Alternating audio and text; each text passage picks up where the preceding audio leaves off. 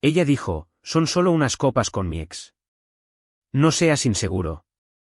Esa noche, un amigo me envió una foto, ella en su regazo, riendo como solía hacerlo conmigo. No la confronté. Simplemente empaqué mis cosas y dejé su llave sobre la encimera. Me llamó 19 veces. Nunca contesté. El aroma a ajo y pollo al romero dorando se llenaba el departamento, un olor que sabía que a ella le encantaba. Era martes, nuestra noche de cita extraoficial, sencilla y sin complicaciones. Había salido de la oficina una hora antes para que fuera posible. Su comida favorita, la pasta de la buena, la botella de Pinot Noir de Baja California que había estado diciendo que quería probar, oxigenándose sobre la encimera. La cocina estaba cálida, humeante, una pequeña burbuja de satisfacción en el constante chipi chipi gris de la ciudad. Mi teléfono vibró sobre la encimera, iluminándose con su nombre. Una sonrisa asomó a mis labios, probablemente me avisaba de que estaba en camino. Llego tarde, mi amor. Poniéndome al día con Sara de la oficina. Estaré en casa a las 7. No hay problema. Bajé el fuego al mínimo, dejando reposar el pollo. Puse la mesa, incluso encendí la estúpida vela decorativa que había comprado en esa tienda de decoración carísima de Polanco. Me gustaba el ritual. Me gustaba construir una vida con ella, pieza a pieza, pequeña y cuidadosa. La llave traqueteó en la cerradura a las 7:15.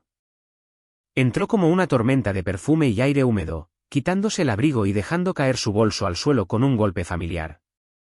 Sus mejillas estaban sonrojadas, sus ojos brillantes con la energía residual del día.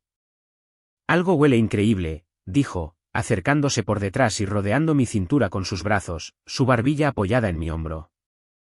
Me recosté en el abrazo, respirándola. Esto era lo bueno. De esto se trataba todo. Solo tu especial de martes, dije, girándome para besar su frente. Comimos, la conversación fluía fácil. Me contó el drama de Sara con su novio, sobre el cliente frustrante de su agencia de marketing. Escuché, añadiendo comentarios, haciéndola reír. Era perfecto, normal, el tipo de noche que das por sentada hasta que desaparece.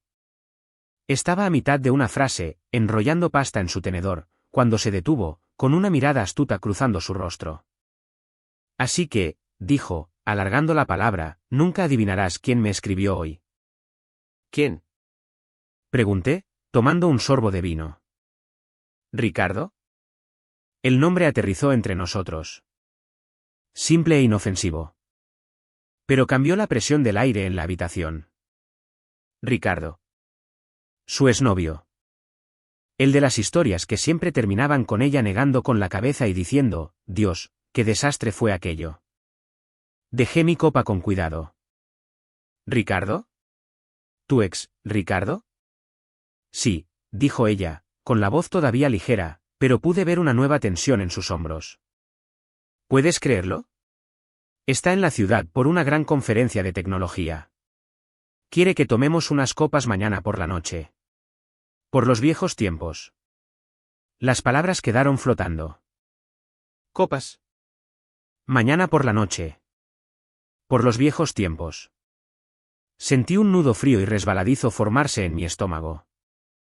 La miré, la despreocupación cuidadosamente construida en su rostro, y elegí mis palabras con la precisión de un experto en desactivación de bombas. ¿Copas con tu ex? Dije, con voz uniforme. ¿Solo ustedes dos? Su sonrisa se tensó en los bordes, un familiar mecanismo de defensa activándose. Dejó el tenedor con un suave tintineo. Ay, no empieces, dijo, la calidez desvaneciéndose de su voz. Son solo unas copas. No seas tan inseguro. Ahí estaba la palabra, inseguro. Era su carta de triunfo, su salvoconducto para cualquier situación en la que yo expresara incomodidad o un límite. La esgrimía como un arma, patologizando mis sentimientos, que eran completamente normales y humanos. Y funcionaba cada vez. Me hacía sentir pequeño, como si yo fuera el del problema. Respiré lentamente, manteniendo la mirada fija. No se trata de inseguridad, Sofía. Se trata de respeto, mi respeto por ti, y lo que esperaría que fuera tu respeto por mí y por esto. Hice un gesto vago entre nosotros, hacia el hogar que habíamos construido. Ella rodó los ojos, un movimiento dramático y ensayado, y apartó su silla de la mesa. Bueno, voy a ir. No es un debate. Puedo tener amigos. Se levantó, agarrando su copa de vino medio vacía. No voy a dejar que me controlen.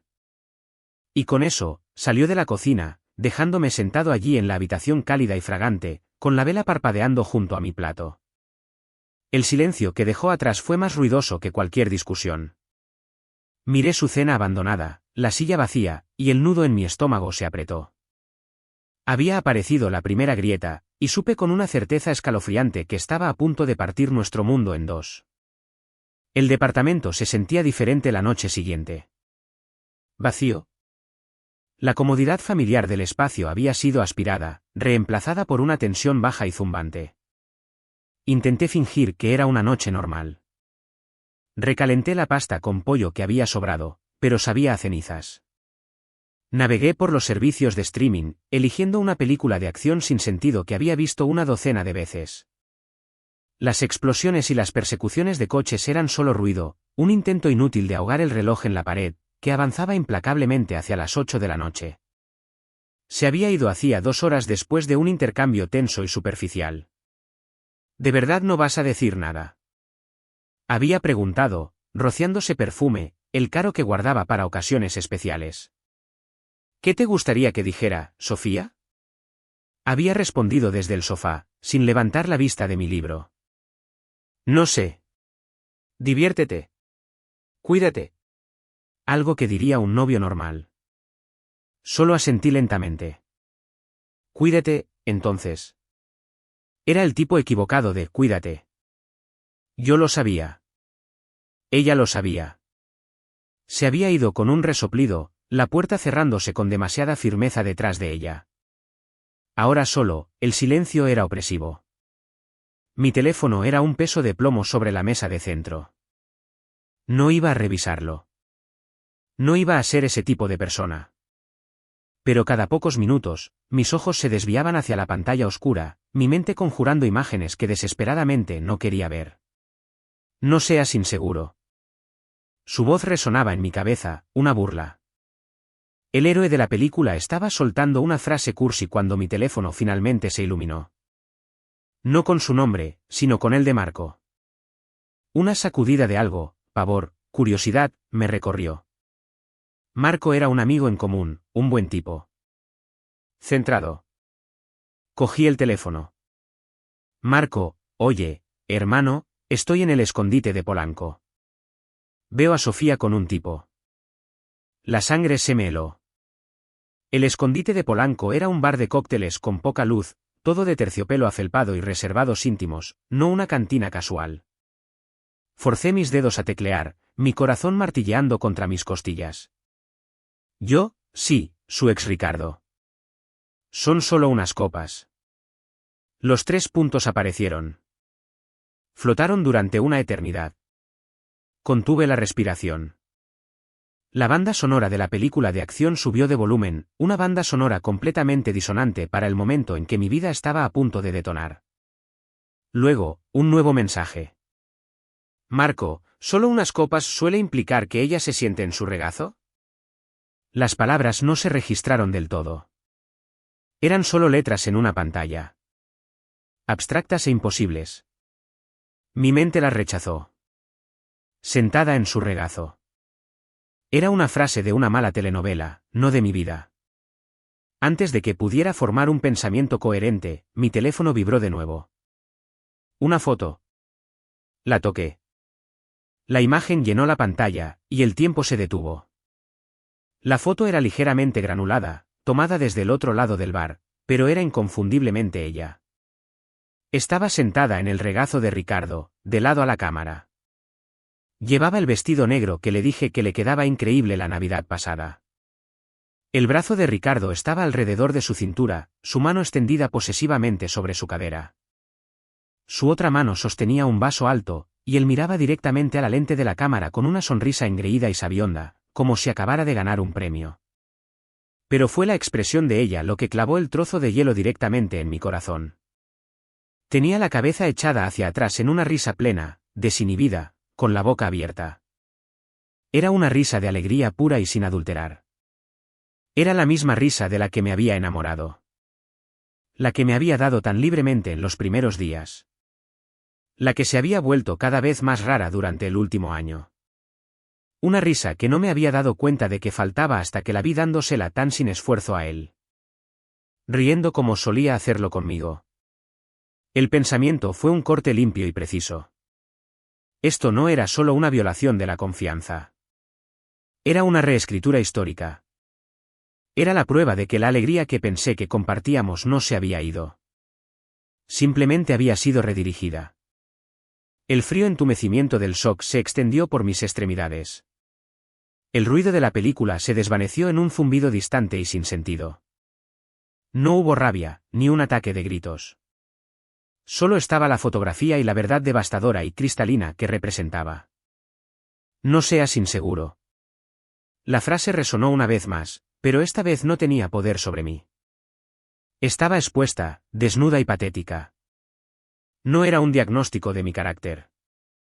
Era un escudo preventivo para su propio comportamiento de porquería. Me había llamado inseguro no porque lo fuera, sino porque sabía, en algún nivel, que estaba a punto de hacer algo que justificaría los miedos más profundos de cualquier pareja. Miré alrededor del salón, el sofá que habíamos elegido juntos, los libros en las estanterías, la vida que habíamos construido. Todo parecía un decorado de teatro ahora. Atrezo para una obra que acababa de terminar. La confianza no solo estaba rota. Estaba aniquilada, borrada. Y en su lugar había una claridad silenciosa y aterradora. Cogí el control remoto y apagué la televisión. El silencio que irrumpió ya no era opresivo. Era pacífico. Era final. Tenía mi respuesta. Y ahora sabía exactamente lo que tenía que hacer. Una calma extraña, casi sobrenatural, se apoderó de mí. El rugido en mis oídos cesó, reemplazado por un enfoque silencioso y cristalino. Ya no había dudas, ni dolor, solo una verdad simple e innegable y un camino claro hacia adelante. No golpeé la pared con el puño. No lloré. Ni siquiera le envié un solo mensaje furioso. Cualquier reacción, cualquier arrebato, habría sido una forma de compromiso, un trozo de mi energía arrojado de vuelta al agujero negro de su drama. Ella no se merecía eso. No se merecía nada. Me levanté del sofá, mis movimientos deliberados y firmes. Fui al armario del pasillo y saqué mi maleta grande y una bolsa de lona. No necesitaba todo. Solo necesitaba lo que era mío. Empacar fue metódico, casi meditativo. Empecé por mi despacho, mi laptop, mis archivos importantes, el libro en primera edición firmado que mi abuelo me había regalado. Pasé al dormitorio, abriendo los cajones en silencio. Cogí mi ropa, mi reloj, las mancuernillas que usaba para las entrevistas. Dejé el suéter que me había comprado para mi cumpleaños doblado ordenadamente en el cajón. Dejé los tontos pijamas a juego que habíamos usado la Navidad pasada. Eran atrezo, como todo lo demás. En el baño, despejé mi lado del lavabo, cepillo de dientes, rastrillo, loción. Dejé el caro set de cuidado de la piel que ella había insistido en que probara. Cada objeto que dejaba atrás se sentía como mudar una piel. No se trataba de huir. Se trataba de reclamarme a mí mismo. Cada posesión mía que entraba en la bolsa era un trozo de mí que estaba recuperando. Lo último que empaqué fue una única foto de mi mesita de noche. Era de mi hermano y yo pescando en un lago al amanecer. No tenía nada que ver con ella. Era de una vida antes de ella, y sería parte de la vida después. Cerré la cremallera de la maleta. El departamento era ahora solo un cascarón. Albergaba el fantasma de una relación que, ahora lo veía, había estado muriendo durante mucho tiempo. La foto fue simplemente el informe de autopsia final y definitivo. Eché un último vistazo. Luego fui a la encimera de la cocina. Arranqué una sola hoja del bloc de notas que usábamos para las listas del súper. No escribí una novela. No expliqué mi dolor ni enumeré sus traiciones. Eso habría sido un regalo, una confesión de que todavía tenía poder sobre mis emociones. Destapé un bolígrafo y escribí 2 palabras. Solo 2. Tenías razón. Era el cierre definitivo e irrefutable. Ella tenía razón. No debería haber estado con alguien que me hacía sentir inseguro. Tenía razón al mostrarme, de la manera más brutal posible, exactamente quién era. Finalmente estaba de acuerdo con ella. Coloqué la nota sobre la encimera limpia. A su lado, dejé mi llave. La finalidad del metal al chocar contra el granito fue el único sonido en el silencioso apartamento. Mientras llevaba mi maleta hacia la puerta, mi teléfono empezó a vibrar en mi bolsillo. Lo saqué. Su nombre brillaba en la pantalla, una acusación frenética y palpitante. No rechacé la llamada. No la bloqueé. Simplemente presioné el botón lateral, silenciándola, y vi cómo la pantalla se volvía negra. Salí, cerrando la puerta detrás de mí con un clic suave y definitivo. El pasillo estaba silencioso. El viaje en elevador hacia abajo fue suave. Mientras cargaba mis maletas en la cajuela de mi coche, el teléfono empezó a vibrar una y otra vez. Subí, arranqué el motor y me alejé de la banqueta. Conduje por las calles bañadas de neón, las luces de la ciudad difuminándose en vetas de color. Las primeras llamadas llegaron en rápida sucesión, iluminando la consola del coche. Luego se volvieron más esporádicas. Desesperadas. No miré. Solo conduje. El zumbido del motor y el susurro de los neumáticos sobre el asfalto eran una nana relajante. Por primera vez en meses, sentí una paz profunda e inquebrantable. Era libre. Conduje hasta la casa de Marco. Abrió la puerta antes de que pudiera llamar, su rostro una mezcla de lástima y comprensión sombría. Oye, hermano, dijo, haciéndose a un lado. Oye, respondí, con voz uniforme. ¿Me puedo quedar en tu sofá un tiempo? Todo el tiempo que necesites. Me ayudó con las maletas. No hizo muchas preguntas, lo cual agradecí. Le di la versión corta.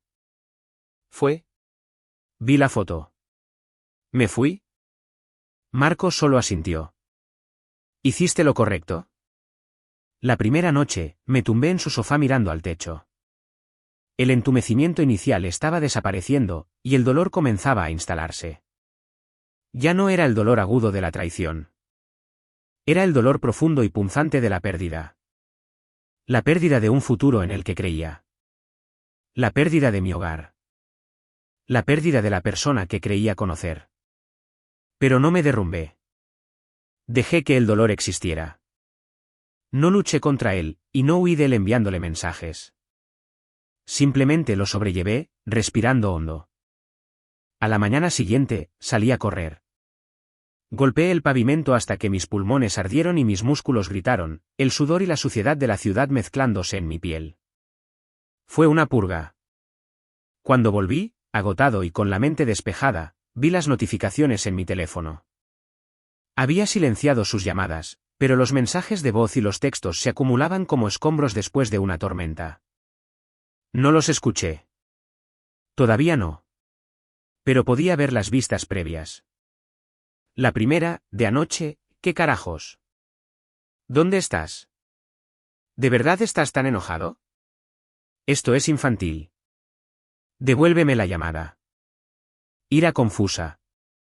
Unas horas más tarde, ok, está bien. Fue un error. Parecía peor de lo que era. Sabes que te quiero. Solo vuelve a casa para que podamos hablar de esto.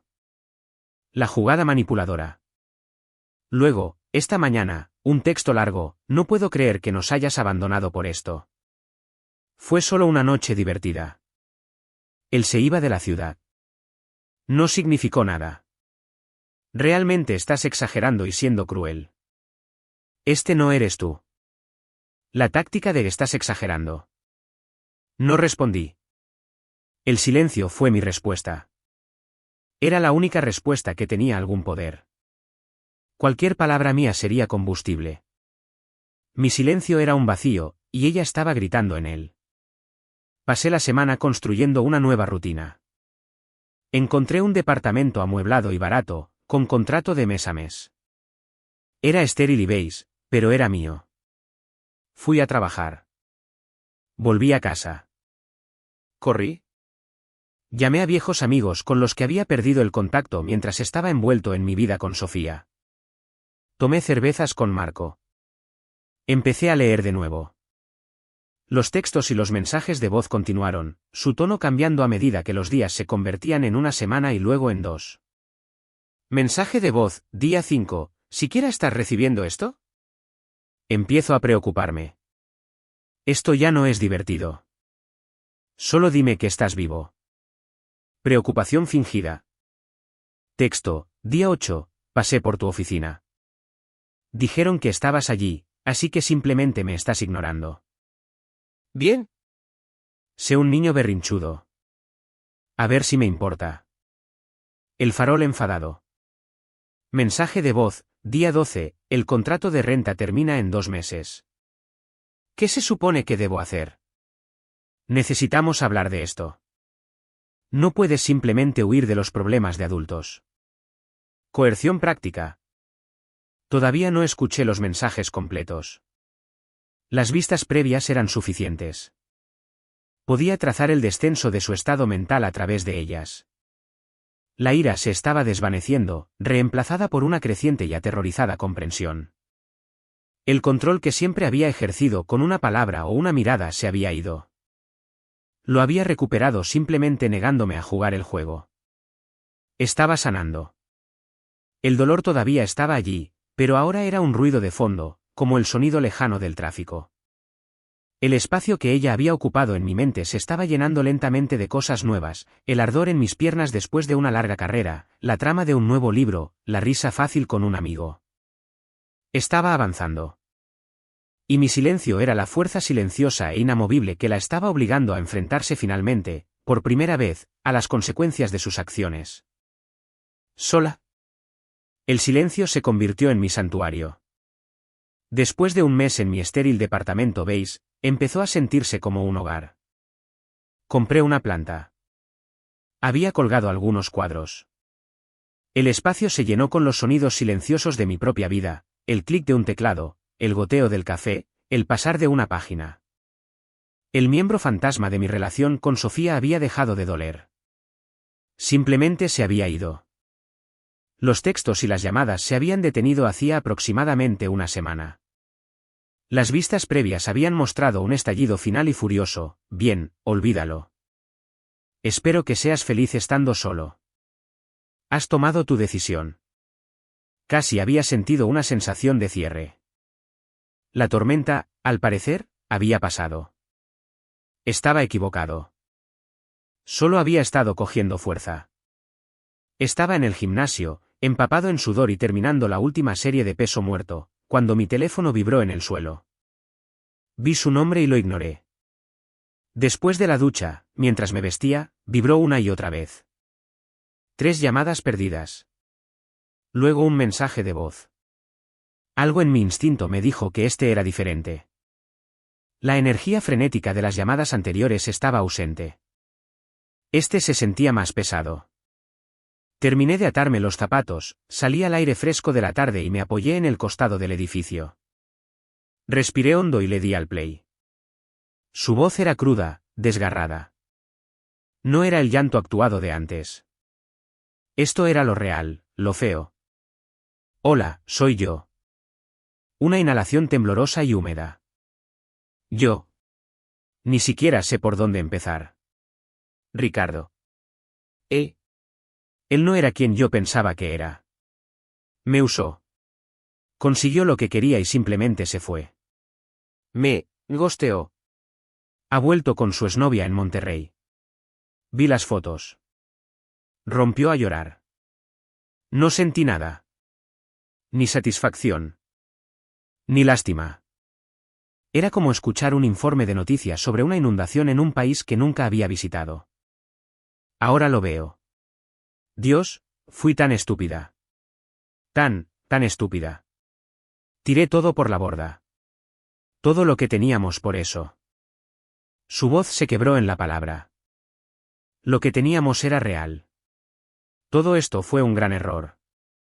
Una pinche pesadilla. Hubo una larga pausa llena del sonido de ella tratando de recomponerse. Por favor, susurró, la palabra apenas audible. Por favor, solo devuélveme la llamada. Te necesito. No tengo a nadie con quien hablar. Sara ni siquiera me contesta las llamadas después de que le conté lo que pasó. Te necesito. El mensaje terminó. Me quedé allí, con el teléfono todavía pegado a la oreja un momento más. El cálculo de su disculpa era asombroso. No lamentaba haberme traicionado, lamentaba que su apuesta hubiera fallado. No lamentaba haber destrozado mi confianza, lamentaba sentirse sola y humillada. No me estaba buscando a mí, estaba buscando un salvavidas. Borré el mensaje de voz. Luego, por primera vez, entré en la configuración y bloqueé su número. La acción se sintió limpia, quirúrgica. No nació de la ira, sino de la preservación. Estaba protegiendo la paz que había construido. Unos días más tarde, llegó un mensaje de un número desconocido. Era un muro de texto. Desconocido, sé que me bloqueaste. Marco me lo dijo.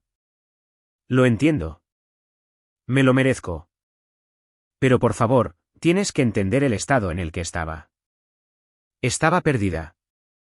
Él me manipuló. No estaba pensando con claridad. Lo que hice fue horrible. Pero esa no era la verdadera yo. La verdadera yo es la que te hacía pasta y veía películas tontas contigo. Esa es la persona que te quiere. ¿Podemos tomar un café? Un café. Sin expectativas. Solo necesito ver tu cara. Me quedé mirando el mensaje. Esa no era la verdadera yo. La abdicación definitiva de responsabilidad. La persona que tomó la decisión, que se rió en su regazo, que me llamó inseguro, esa era solo un fantasma. La verdadera ella era la que quería consuelo ahora. No respondí. Bloqueé el nuevo número. Los intentos cesaron. El silencio regresó, más profundo y profundo que antes. Sabía que se había acabado. Se le habían acabado los movimientos. Su rey estaba atrapado. Y yo hacía tiempo que había abandonado el tablero. 3 meses exactos después de haberme ido, Marco celebraba una reunión de cumpleaños en un pub tranquilo. Había insistido en que fuera. No puedes convertirte en un ermitaño, hermano. La vida sigue. Además, había añadido con una sonrisa, necesito que alguien me cubra las espaldas. Fue. Llevaba una simple camisa de botones, una que me compré después de mudarme. Me sentía bien, ligero. El vacío persistente se había ido, reemplazado por una confianza firme y tranquila. El pub estaba ruidoso y alegre. Me estaba riendo de algo que la novia de Marco había dicho, una risa genuina y fácil, cuando sentí que la atmósfera cambiaba a mi espalda. Me giré. Estaba allí de pie, a 1,5 metros, pareciendo un fantasma de una vida que apenas recordaba. Estaba más delgada. Sus ojos, rodeados de tenues sombras, estaban fijos en mí con una intensidad aterradora. Parecía frágil.